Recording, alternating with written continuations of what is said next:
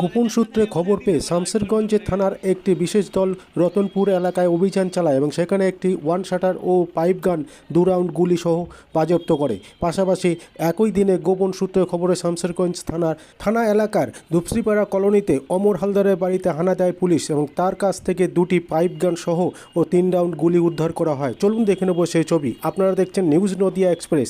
চ্যানেলটিকে subscribe, like, share এবং Facebook পেজটি ফলো করুন।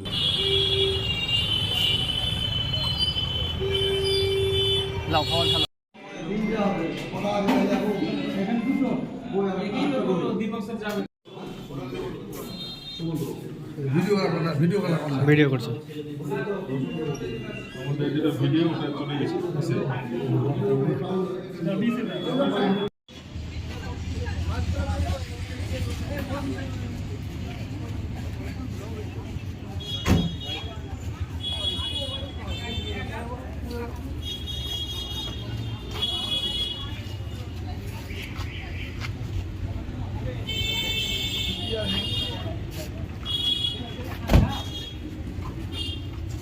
কোথা থেকে এনেছেন মাল?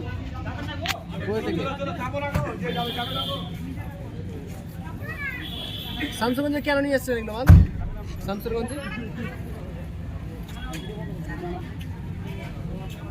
বলেন না।